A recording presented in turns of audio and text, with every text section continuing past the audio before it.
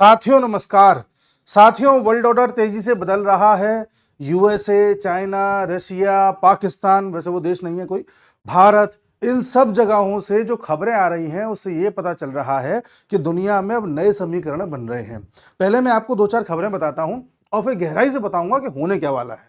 देखिए, आज लेवरोव साहब ने, जो रशिया के एक तरीके से फॉरेन मिनिस्टर हैं, उन्होंने एक बात कही कि जो रशिया, इंडिया और चाइना का एक्सेस था उसको दोबारा से साथ लाने की जरूरत है। लंबे समय से कोई बैठक नहीं हुई, मीटिंग नहीं हुई और आगे कोई बातचीत हो नहीं पा रही है, तो इसको दोबारा से हमें रिज्यूम करना चाहिए और इन तिकड़ी का इस्तेमाल करना चाहिए जिससे कि हम वेस्ट को काउंटर कर सकें। उनका कहने का तात्पर्य यह था कि पूरे अमेरिका को, यूरोप को अगर ढंग से काउंटर करना है, इनको खत्म करना है, तो भारत, चाइना, रशिया का साथ आना जरूरी है। इसके लिए उन्होंने एक वर्ड यूज किया, इसको बोला ट्रोइका। ये ट्रोइका जो वर्ड होता है, ये एक्चुअली तीन घोड़ों की एक तरीके से जो कार्ट होती है उसके लिए किया जाता है। G20 में भी शब्द का यूज किया गया था। इसका मतलब तिकड़ी। अगर ये तीन देश साथ आ जाए तो वेस्ट को धूल चटा सकते हैं। ठीक है साहब। अब देखिए, रशिया की तरफ से कोई बयान आया है तो ये बड़ा स्ट्रेटेजिक होता है। रशिया कोई भी बयान देता है, पुतिन कुछ भी कहते हैं, तो उसके मायने बहुत दूर तक के होते हैं। वो पाकिस्तान की तरह हवाबाजी नहीं होती है। अब इसके क्या मायने हैं उस पर भी मैं आऊंगा। बाकी आप ये देखिए, अभी एक खबर आई थी, एक दो दिन से खबर चल रही थी कि रशिया ने पाकिस्तान के साथ कोई डील साइन कर ली है $2.6 बिलियन की। लोग बड़े हैरान थे कि रशिया ने भारत को धोखा दे दिया, अरे ये ऐसे कैसे डील कर रहा है। आज रशिया ने इस बात का खंडन कर दिया है और साफ साफ बोल दिया है कि ये जो खबर उड़ाई गई है ये पाकिस्तान की तरफ से उड़ाई गई है और ये एक फेक न्यूज है। जैसा कि हम जानते हैं कि पाकिस्तान लगातार फेक न्यूज चला रहा है, अलग अलग तरीके से बता रहा है कि उसने भारत को पछाड़ दिया वगैरह वगैरह वगैरह। ऐसी स्थिति में उसने फेक न्यूज चलाई कि पाकिस्तान और रशिया करीब आ रहे हैं। ये इतना बेवकूफ है पाकिस्तान, इसको पता ही नहीं है कि क्या बोलता है, क्या करता है। मतलब चीज भी ऐसी उड़ाएगा जिसका हाल खंडन हो जाए। बहरहाल रशिया ने खंडन कर दिया है। यह बात सही है कि रशिया हो सकता है कि पाकिस्तान में उनका एक 2015 का प्लांट था, उस प्लांट को दोबारा चालू कराने के लिए कुछ मदद कर दे, लेकिन कोई ऐसी डील साइन नहीं करी जिसमें बिलियंस ऑफ डॉलर्स का इन्वेस्टमेंट हो या ऐसा कुछ हो। रशिया ऐसा कुछ नहीं कर रहा है। तो रशिया का ये एंगल भी आपने देख लिया। उसके बाद एक खबर आई आज कि इलॉन मस्क ने डॉज को छोड़ दिया है। जी हाँ, आपको पता है इलॉन मस्क एक तरीके से ट्रंप एडमिनिस्ट्रेशन में शामिल हो गए थे और जिसमें एक डिपार्टमेंट बनाया गया था, डिपार्टमेंट ऑफ गवर्नमेंट एफिशिएंसी, यानी कि सरकार की दुरुस्तता को बढ़ाने के लिए एक तरीके से डिपार्टमेंट बनाया गया था जिसकी अध्यक्षता इलॉन मस्क कर रहे थे, जिसके तहत इलॉन मस्क ट्रंप को बता रहे थे कि इस तरह की नीति लाइए, ऐसा करिए, वैसा करिए। आज फाइनली उन्होंने इसको छोड़ दिया है। इस पर भी मैं आऊंगा। ठीक है साहब। अगली खबर देखिए आप। चाइना में इस समय एक बड़ा फाइनेंशियल क्राइसिस चल रहा है। चाइना में आपको पता है कोई भी मीडिया आउटलेट ऐसा नहीं है जो अंदर की खबर को बाहर दे दे। जो ग्लोबल टाइम्स उनका था वो भी उन्हीं की बात कहता है। जिस तरह से चाइना की सरकार चाहती है वही ग्लोबल टाइम्स कहता है और अब तो शायद भारत में भी उसको बैन कर दिया गया है। तो चाइना की अंदर की खबरें बाहर नहीं आती, हमें सूत्रों के जरिए पता लगाना पड़ता है। अन्य देशों की जो एजेंसीज हैं उनकी रिपोर्ट्स के आधार पर बात करनी पड़ती है। तो पता चल रहा है कि चाइना में, जैसा कि मैंने आपको पहले ही बताया था, पिछले 3-4 साल में ऐसी कई बैंक्स हैं, 40 से ज्यादा बैंक्स हैं जो एक तरीके से बंद हो चुकी हैं या मर्ज हो चुकी हैं। इतनी बुरी हालत है। उसके अलावा चाइना में एक इंटरनल कॉन्फ्लिक्ट भी चल रहा है शी जिनपिंग को हटाने के लिए। उनके नीचे स्तर के जो नेता लोग हैं उनमें भी एक आपसी संघर्ष चल रहा है जिसकी वजह से शी जिनपिंग एक पॉलिटिकल क्राइसिस भी झेल रहे हैं। और तीसरी बात यह है कि पिछले कई सालों में, लगभग 10 सालों में, शी जिनपिंग ने न जाने ऐसे कितने देशों में एक कर्ज का जाल बिछाया था जिसके तहत वो अलग अलग देशों में जाकर के कहीं पर पोर्ट बनाने की बात कर रहे हैं, कहीं पर गलियारा बनाने की बात कर रहे हैं, कहीं पर सड़क बनाने की बात कर रहे हैं और पैसा लगाते थे चाइना वाले अपनी तरफ से। मतलब इन द सेंस कि एक तरीके से लोन देते थे, सस्ता लोन। अगर आप समय पर नहीं चुका पाए तो वो आपके पोर्ट पर कब्जा कर लेंगे, गलियारे पर कब्जा कर लेंगे। इस तरह के उसमें प्रावधान थे। तो जनरली जो डेवलपिंग कंट्रीज हैं या अंडर डेवलप कंट्रीज हैं जिनको ये लोन दिया गया था, वो लोग टाइम पर लोन चुका ही नहीं पा रहे थे, आज भी नहीं चुका पा रहे हैं। तो जाहिर सी बात है कि जब लोन नहीं चुका पाते तो वो भी कहीं ना कहीं से लोन लेते हैं। तो चाइना अपना एक लोन चुकवाने के लिए दूसरा लोन दे देता है। तो इस तरह से कर्ज के जाल में फंसाता चला जाता है और सामने वाला देश बर्बाद होता चला जाता है। बताया जा रहा है कि करीब करीब 75 देश ऐसे हैं जिनको चाइना को इस साल बहुत बड़ा लेवल का कर्ज वापस करना है। और ये देश ऐसे हैं जिनका पता नहीं कि कर भी पाएंगे कि नहीं, ना के चांसेस ज्यादा है। तो चाइना ने जो एक तरीके से पैसा दूसरे देशों में लगाया था वो पैसा एक तरीके से फंसता नजर आ रहा है। सीपेक उसका सबसे अच्छा उदाहरण है जो आपको पता है कि पीओके पाकिस्तान से होता हुआ नीचे ग्वादर तक जा रहा है। तो चाइना ने जो पैसा फंसाया था दुनिया में एक जाल बिछाने के लिए, दुनिया को काउंटर करने के लिए, हर जगह पहुंच बनाने के लिए, वो जाल में फंसा हुआ पैसा उसका फंसा ही रह गया है, कोई रिटर्न नहीं दे पा रहा है। तो चाइना की स्थिति आप जान गए। जैसा कि मैंने अभी आपको अमेरिका का बताया था कि इलोन मस्क वहां से डॉज छोड़ के चले गए हैं। कारण क्या है? कारण इलोन मस्क का ये है कि उनकी, अगर आप कंपनी के शेयर्स देखेंगे, अगर आप लगातार अर्थशास्त्री के रूप में उनकी शेयर्स की गणना करें, तो आप पाएंगे कि जब से इन्होंने डिपार्टमेंट संभाला था या जब से ट्रंप की सरकार आई है, तब से लगातार उनकी कंपनीज के शेयर गिरते चले जा रहे थे और उनको आर्थिक नुकसान होता जा रहा था। तो इलोन मस्क को यह समझ में आ गया कि अगर मैं डॉज में बना रहा तो मेरी आर्थिक स्थिति और खराब हो जाएगी। बताया जा रहा है कि जाते जाते कुछ पॉलिसीज का क्रिटिसिज्म भी करके गए हैं इलोन मस्क, और फिर बाद में अच्छी अच्छी बातें कह के भी चले गए कि हम लोग और आगे जाकर के मदद करेंगे, हम चाहते हैं कि अमेरिका फिर से ग्रेट बने, वगैरह वगैरह वगैरह।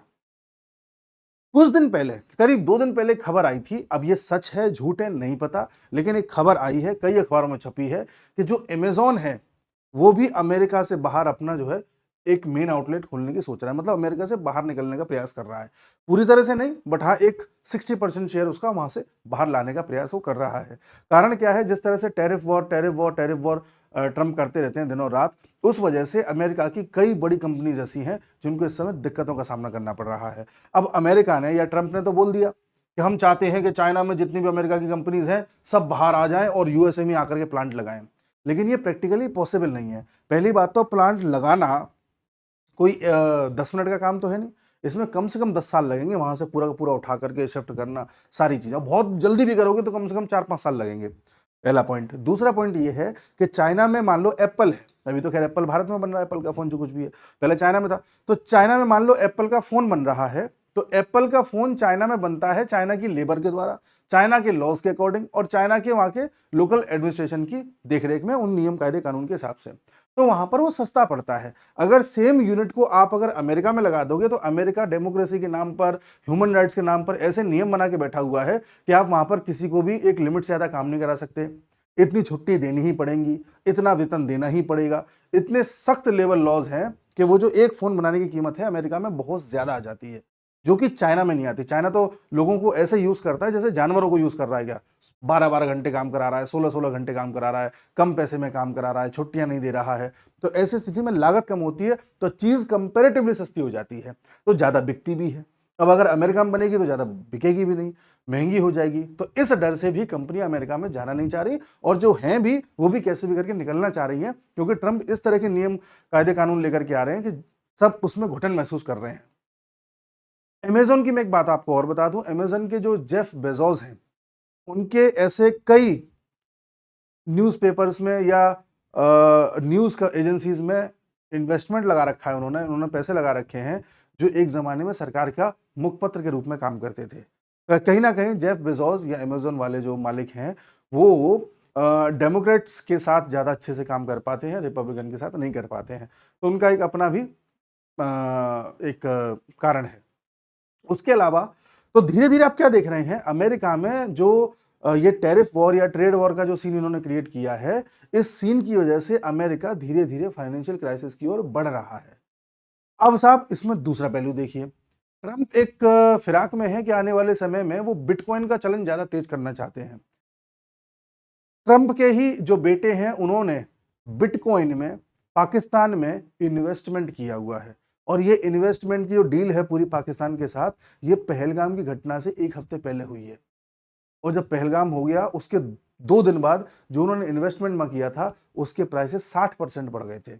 अब इसमें क्या कनेक्शन है आप समझ सकते हैं। यानी आने वाले समय में आप देखेंगे ट्रंप बिटकॉइन को आगे बढ़ाएंगे और बिटकॉइन की जो वैल्यू है वो शायद गोल्ड के आधार पर वो सेट करें। कारण क्या है, बिटकॉइन एक ऐसी चीज है, एक ऐसी करेंसी है जिसको ट्रेस करना बड़ा मुश्किल है। यानी उसको आप अगर काले धन के रूप में भी यूज करना चाहो तो कर सकते हो, उसमें चांसेस हैं। तो इस रुपए का या इस करेंसी का उपयोग बड़ी आसानी से किया जा सकता है किसी देश में टेररिज्म फैलाने के लिए, ड्रग्स की ट्रैफिकिंग के लिए, इन सारी चीजों के लिए। और पाकिस्तान इसके लिए बहुत अच्छा गढ़ है, आपको भी पता है। आज भी पाकिस्तान ने बोला है कि हम भी सोच रहे हैं कि बिटकॉइन में अब अपनी करेंसी को आगे लेकर के जाएं। तो भाई क्यों सोच रहे हो तुम ऐसा? ऐसा इसलिए सोच रहे हो क्योंकि आपको भी उनके साथ ताल से ताल मिलाना है। ठीक है जी। तो अमेरिका ये भांप रहा है, ये जान रहा है कि अब हम आने वाले समय में गर्त में जाने वाले हैं।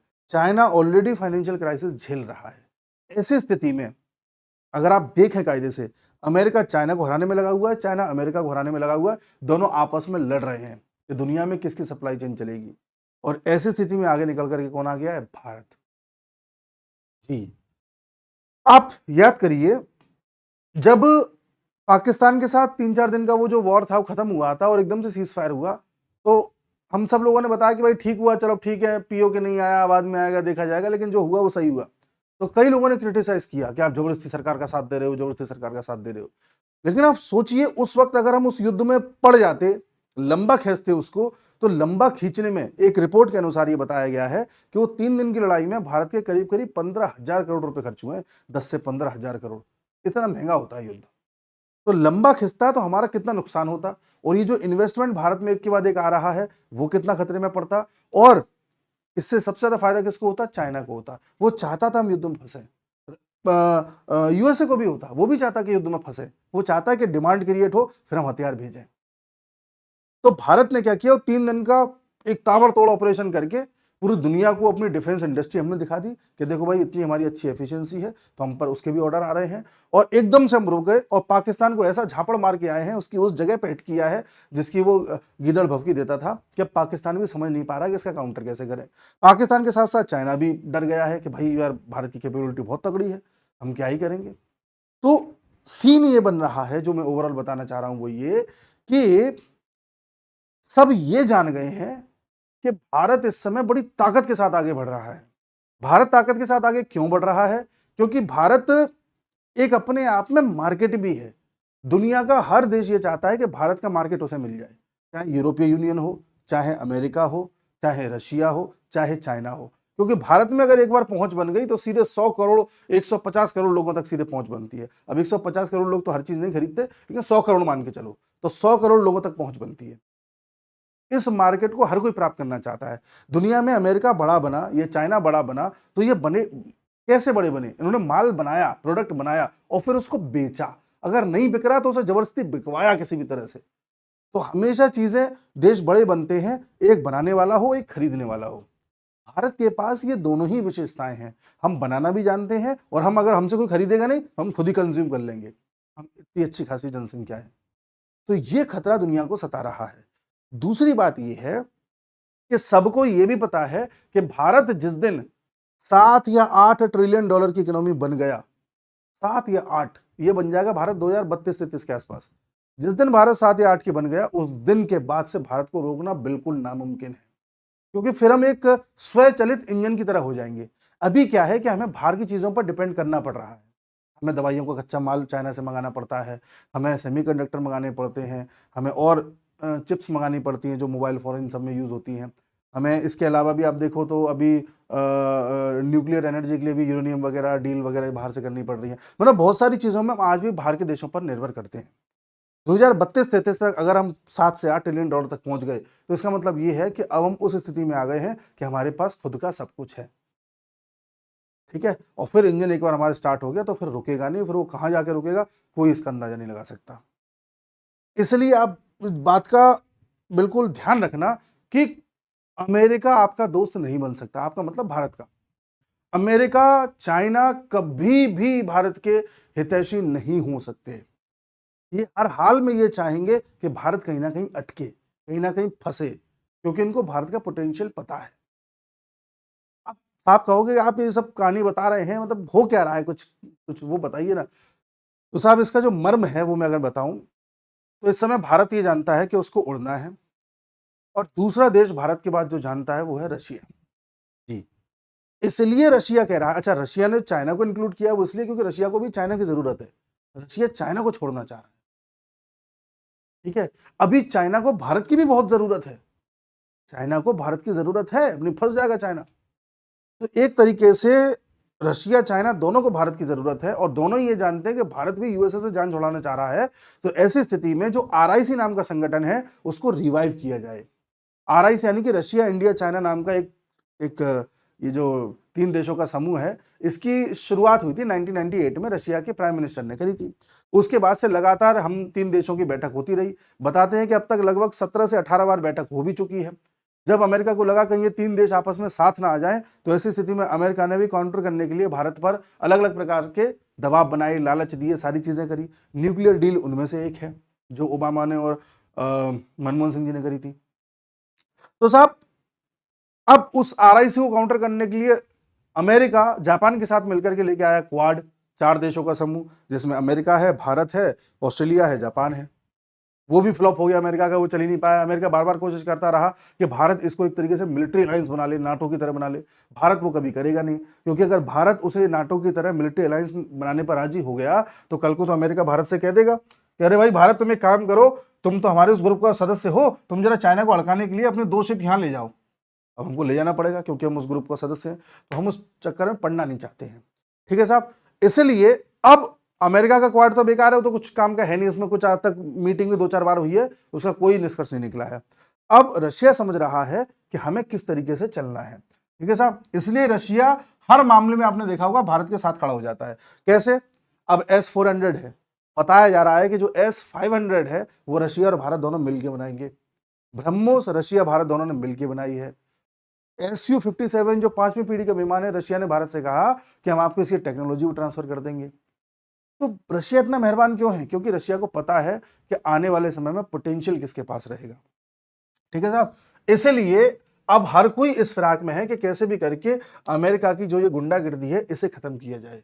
अब ऐसी गुंडागिर्दी खत्म करने में देखो, प्रैक्टिकली अगर देखा जाए तो भारत अगर चाइना के साथ मिलकर कोई डील कर लेना तो फायदे में रहेंगे। कैसे साहब? चाइना को केवल एक चीज से मतलब है, वो है एक्सपेंशन। तू एक्सपेंशन कर, तुझे क्या चाहिए? कुछ मिडिल ईस्ट यहाँ पर सेंट्रल एशिया में चाहिए, ले ले। कहीं पर और कुछ चाहिए, ले ले। हमें चाहिए, भारत को चाहिए कि चाइना को एक ऑफर करे, हो सकता है भारत ने करा भी हो, कि आप जो ये सीपेक निकाल रहे हो ऐसे करके, ये पीओके वाले हिस्से को आप छोड़ दो, आप चाहो तो यहां से निकाल लो, ऐसे ले आओ या ऐसे ले जाओ, हमें उसमें कोई आपत्ति नहीं है। हम आपको यहां डिस्टर्ब नहीं करेंगे, यहां भी डिस्टर्ब नहीं करेंगे, आपको जो करना है करो। बदले में हम आपको हर तरह का वो समर्थन देने को तैयार हैं जो आप अमेरिका के खिलाफ चाहते हो। कहीं ना कहीं इस लेवल पर डील करने, क्योंकि सब जब हम पीओके लेने जाएंगे तो पीओके में ये सीपैक भी आएगा बीच में, वहां से चाइना का एंगल आ जाएगा। मैं कई रिपोर्ट देखता हूं, कई बार यूट्यूब चैनल्स पर न्यूज वगैरह देखता हूं, पत्रकारों का विश्लेषण देखता हूं, तो उसमें कई लोग ये कहते हैं कि साहब भारत को चाइना के साथ युद्ध के लिए तैयार होना चाहिए।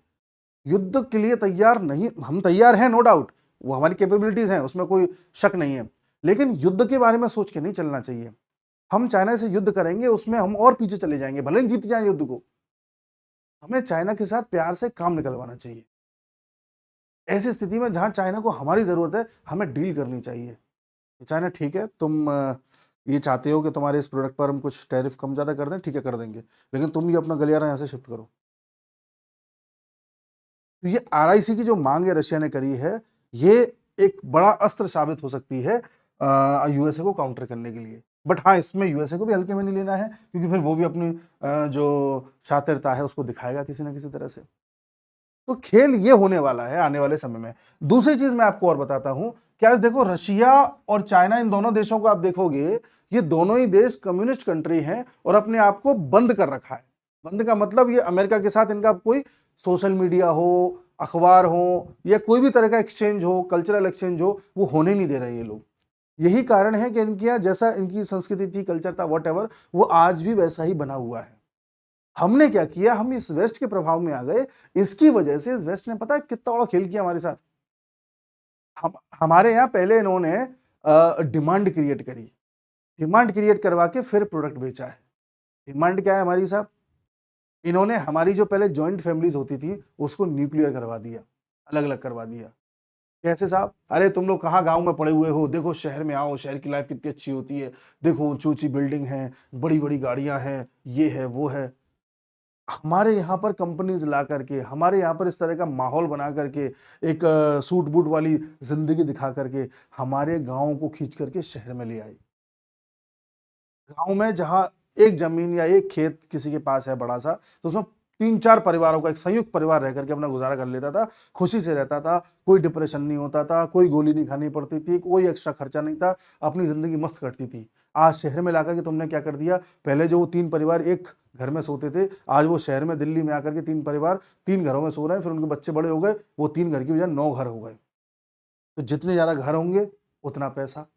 जितने ज़्यादा घर होंगे, ज़ाहिर-सी बात है उतनी ज़्यादा लोग टीवी खरीदेंगे, उतनी फ्रिज खरीदेंगे, उतनी ही बाकी चीज़ें फिर गाड़ियाँ खरीदेंगे, उतनी ज़्यादा पंखे, ट्यूबलाइट, आप समझ रहे हैं ना? हर चीज़ आदमी उस हिसाब से खरीदता है और जितना खरीदेगा उतना प्रोडक्शन होगा, जितना प्रोडक्शन होगा उतनी इन लोगों की इकोनॉमिक्स चमकेंगी। इन्होंने ये खेल खेला है। आज एक आदमी को पकड़िए जो आप मेट्रो सिटी में रह रहा हो, दिल्ली में रह रहा हो या चेन्नई में रह रहा हो, हैदराबाद में रह रहा हो, कोलकाता में रह रहा हो, मुंबई में रह रहा हो, उस आदमी के पास क्या है? कुछ नहीं। वो मान लो किराए के घर में रह रहा होगा, नहीं भी रह रहा होगा, खुद का घर भी मतलब फ्लैट बोल रहा हूँ, छोटा-सा फ्लैट होगा, जहाँ सूर्य की रोशनी भी आ रही है, नहीं आ रही पता नहीं, साँस भी ले पा रहे हैं, नहीं ले पा रहे पता नहीं। या तो किराए का होगा या ईएमआईज़ पे होगा। ठीक है साहब, एक गाड़ी होगी वो भी ईएमआई पे होगी। दिन भर ऐसी साँस में ऐसी हवा में साँस ले रहा होगा, जो पूरी तरह से प्रदूषित है। कोई उससे बात करने वाला नहीं होगा, उसे ये तक नहीं पता होगा मेरे पड़ोस में कौन रह रहा है। हो सकता है ज़्यादा परेशान हो तो डिप्रेशन की गोली खा रहा होगा। क्या ये लाइफ़ अच्छी लाइफ़ है? बेशक थोड़े पैसों से और मिल रहे होंगे, बट कम पैसे में अगर ये अपने गाँव में रह कर के सस्टेनेबल डेवलपमेंट को आगे बढ़ाता, तो ज़्यादा अच्छी ज़िंदगी जी पाता। इन लोगों को ये पता था वेस्ट वालों को कि भारत की ताकत कहाँ है। उनको पता था कि अगर भारत ऐसे संयुक्त रहा, तो हमारा मार्केट एक्सपैंड हो ही नहीं पाएगा।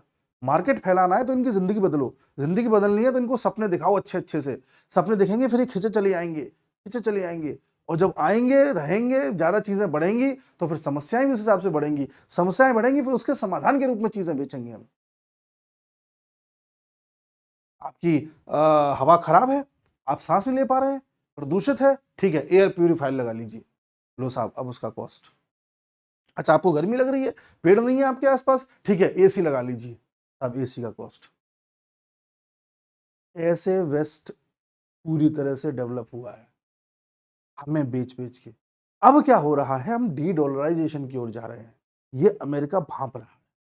डी-डॉलराइज़ेशन का मतलब होता है जो चीज़ें डॉलर से खरीदी जाती हैं, जहाँ डॉलर का उपयोग होता है, उसको अब कम किया जाए।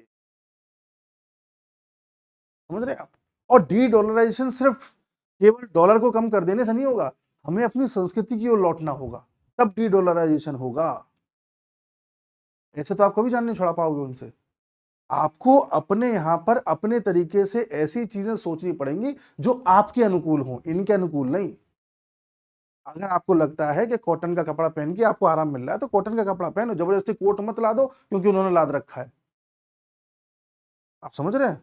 अगर आपको लगता है कि आप अपने गाँव में रह के, किसी पहाड़ी क्षेत्र पे रह के, किसी अच्छी जगह पे रहकर वर्क फ्रॉम होम भी कर सकते हो तो करो। ज़बरदस्ती ये दिखाने के लिए कि मैं एनसीआर में रहता हूँ, वहाँ ज़बरदस्ती पड़े मत रहो। अंग्रेजी सीख रहे हैं साहब ज़बरदस्ती, मैं मानता हूँ अंग्रेजी काम की लैंग्वेज है।